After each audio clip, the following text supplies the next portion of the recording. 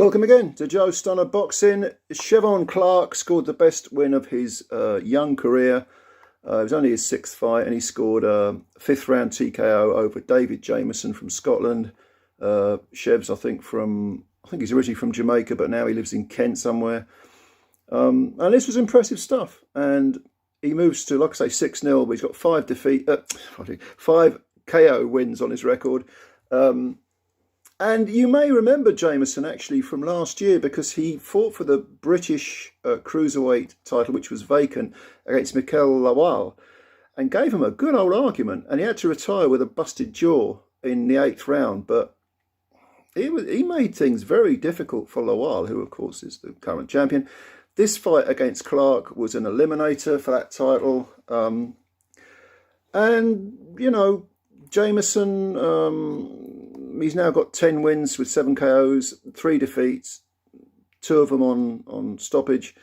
But this was expected to be a competitive fight for Clarke, and in fact it wasn't. First round, I thought Jamieson came out quite quickly, and it was kind of... he was getting busy early, trying to get busy, trying to put pressure on. He's a tough guy. He has what you might call domestic level skills, Jamieson. You know, no one's going to mistake him for a world-class fighter, but he's got some skills. But he does rely an awful lot on toughness. And towards the end of the first round, I thought Clarke started to, punch back. Although, I suppose you can give Jamieson the first round. Second round, I thought Clarke was more industrious. He's 32 now, Clarke, and apparently he didn't start boxing until he was quite old. And he said in the post-fight interview that he only took up boxing to get fit for football. And then his trainer said, well, actually, you could do... He said, you can go to the world level. I don't know about that yet. It's very, very early. But, yeah, he's got some ability. And he's also physically very strong and very imposing. And he does seem to have a sort of calmness in there. Because when Jamieson came out quite quick in the first round, Clarke was not in the sense... Not in any sense rattled. He was trying to read Jamieson, let Jamieson unload, see what he had, and then from the second round onwards he began to take over. And it's sort of, Jamieson was game, didn't want to back off. I don't think Jamieson can fight on the back foot, but gradually, I say gradually, actually it happened quite quickly over a period of maybe a round and a half. Clarke was going through the gears and starting to unload punches. And when I say unload punches, they weren't predictable ones either, because he was firing uppercuts. There were some jabs in there, but it was more a case of there were some hooks in there. There was some right hand. I should point out that both these fighters were orthodox. Clarke soon, very quickly, certainly by the third round, it was pretty evident that Clarke had a lot of firepower and was physically strong, and that Jamieson, if Jamieson was going to rely on toughness, it was going to be a long, long night for him, a long 12 rounds. It was a 10-round fight, actually, a long 10 rounds. Well, I think it was the third round, towards the end, Jamieson picked up what looked like a broken nose, because his nose sort of exploded, blood coming out of it. Didn't look very pretty. And of course, red rag to a bull. Clarke, again, goes up a gear, starts putting the pressure on Jamieson. Jamieson game as hell. A lot of that Scottish pride in him, wants to fight back, but he just couldn't really do anything. And in the fourth round, he sort of walked onto I can't even remember what it was. I think it was a right hand.